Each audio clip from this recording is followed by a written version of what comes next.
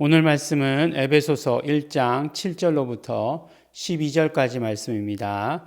우리 함께 읽겠습니다. 우리가 그리스도 안에서 그의 은혜의 풍성함을 따라 그의 피로 말미암아 구속 곧 죄사함을 받았으니 이는 그가 모든 지혜와 총명으로 우리에게 넘치게 하사 그 뜻의 비밀을 우리에게 알리셨으니 곧 그 기쁘심을 따라 그리스도 안에서 때가 찬 경륜을 위하여 예정하신 것이니 하늘에 있는 것이나 땅에 있는 것이 다 그리스도 안에서 통일되게 하려 하심이라.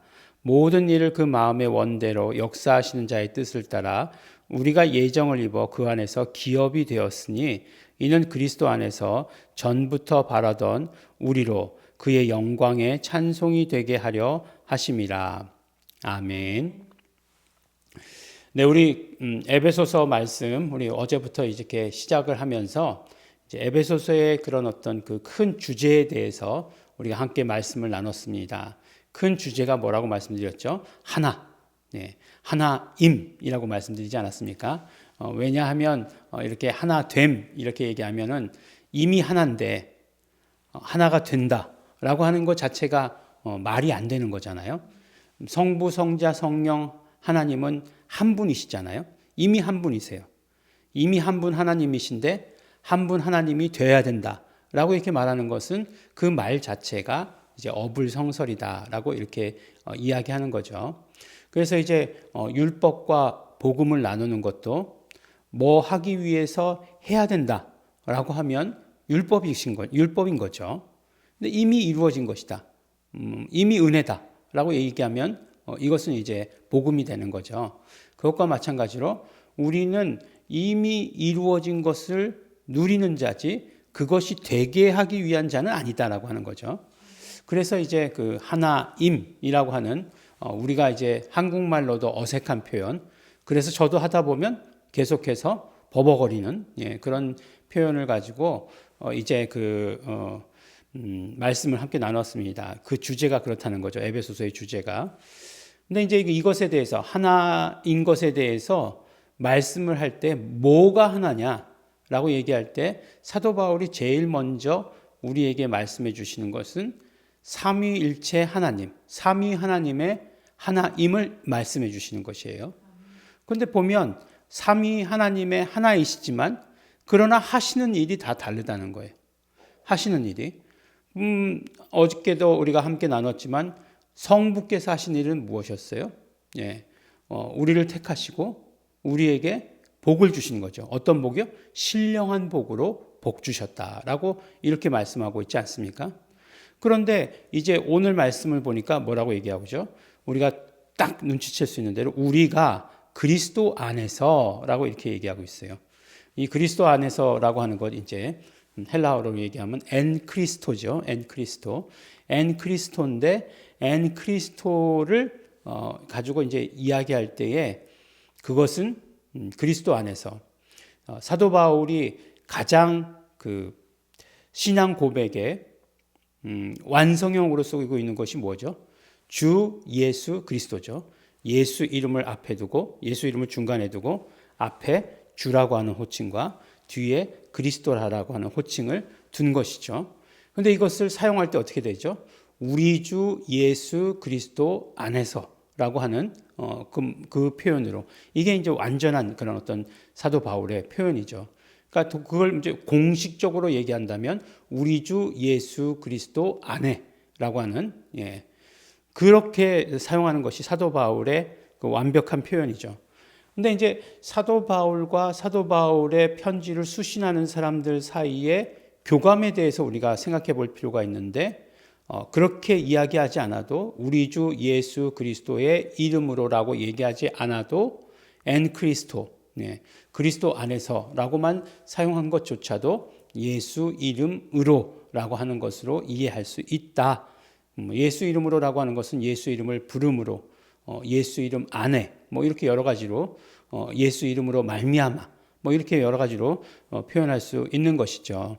그래서 결국에는 그것으로 인해서 이제 예수 그리스도에 대해서 얘기하는 것이라고 하는 것은 이제 너무나 분명해요. 예수 그리스도 안에서 그의 은혜의 풍성함을 따라 그의 피로 말미암아 구속 곧 죄사함을 받았으니라고 이렇게 얘기하고 있습니다. 구속이라고 하는 것이요. 이제 그 성경에 보면 이렇게 대속이라고 하는 말도 사용하고 이제 구속이라고 하는 말도 사용하고 그다음에 속량이라는 말도 사용합니다. 그래서 우리가 갈라디아서 말씀을 볼 때 두 번이나 나왔던 말씀은 속량이라고 하는 말씀이었어요. 속량이라고 하는 것을 헬라어로 보면 엑사고라조, 엑소 아고라조라고 이렇게 얘기하는 게 훨씬 더 이제 우리가 이해하기 편하죠. 엑소는 무슨 뜻이에요? 뭐뭐 바깥으로, 아고라조. 아고라라고 하는 것은 이제 시장이라고 하는 뜻이니까 시장 바깥으로라고 하는 그런 의미가 있는 거죠. 그게 뭐라고 말씀드렸습니까? 바로 그 노예를 값을 주고 치름으로 말미암아 해방시켜 주는 것처럼 그렇게 우리를 속량하셨다. 율법에서 우리를 속량하셨다. 그러니까 율법으로 말미암아 우리가 자유함을 못 누리는 거죠. 종되었던 우리를 값을 치르심으로 말미암아 자유케 하셨다. 이 말씀 아니었어요. 그래서 갈라디아서의 그 주제가 자유였잖아요. 속량이라고 하는 이 말씀 때문에. 근데 예수 그리스도께서 하신 일이 뭐냐? 마태복음을 보면 이제 루트론이라고 되어 있어요. 너희의 대속물이 되게 하려 하심이라라고 이렇게 되어 있는데 그 말과 비슷한 말이 무엇이냐면 구속이라고 하는 한국말로 성경이 번역한 것이 구속이에요. 이것은 아포루트로시스라고 이렇게 되어 있어요. 근데 결국 이제 뭐 영어로 이야기하면 랜섬이라고 이렇게 얘기하고 리뎀션이라고 이렇게 얘기하는데 이제 뭐 영어로 얘기하면 더 헷갈리는 거죠. 예.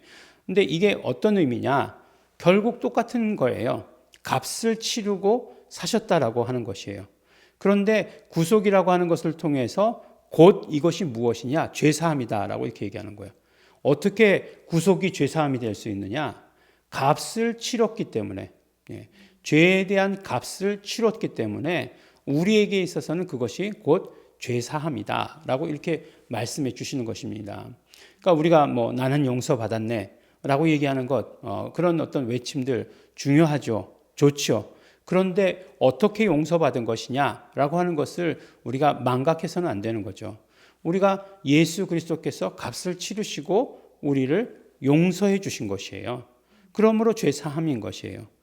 그런데 더 기가 막힌 일은 뭐냐면 그러니까 예수 그리스도께서 값을 치러서 우리를 죄사하셨어요. 우리를 건져내셨어요. 우리를 속량하시고 우리를 대속하시고 구속하셨어요.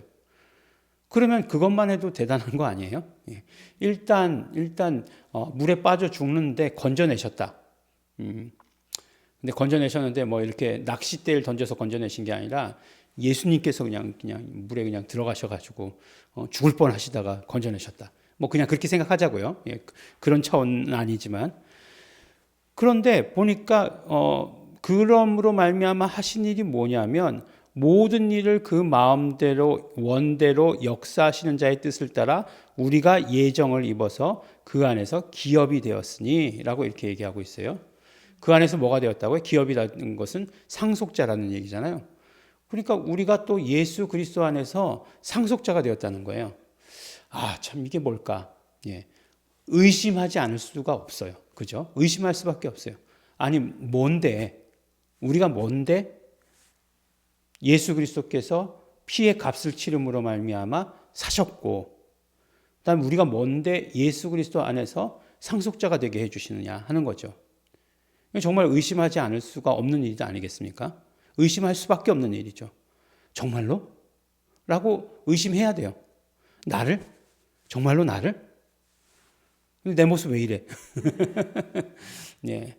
근데 이제 내 모습 왜 이래는 이제 나중 얘기고 성경에서 사도 바울이 그렇게 하셨다는 거예요.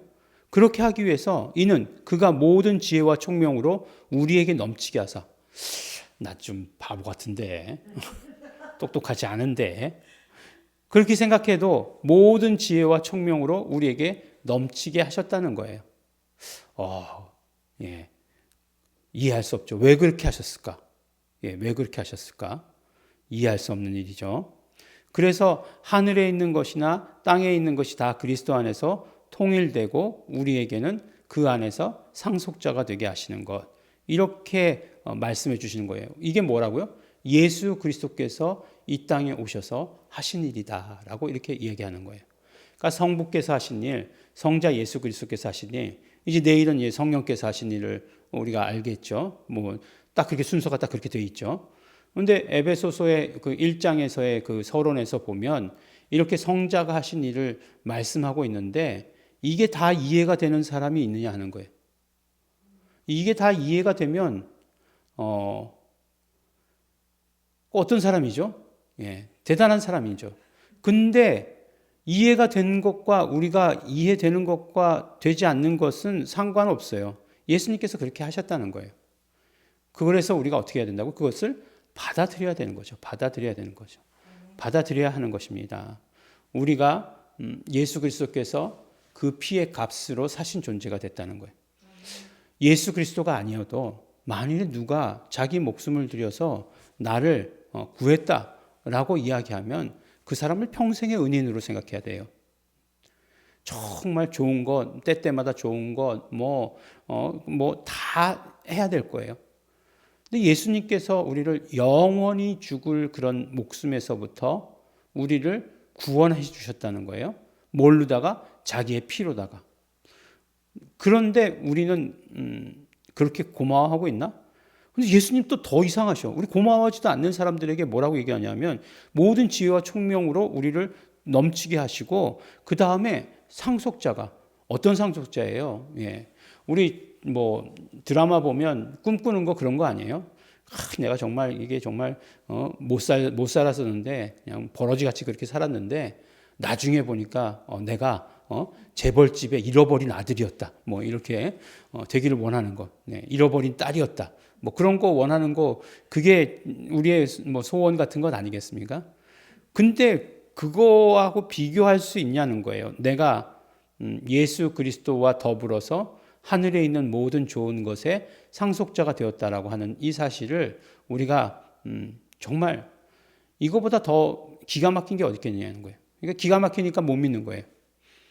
근데 그렇게 하신 이유가 무엇이냐면 우리로 영광의 찬송이 되게 하려 하심이라.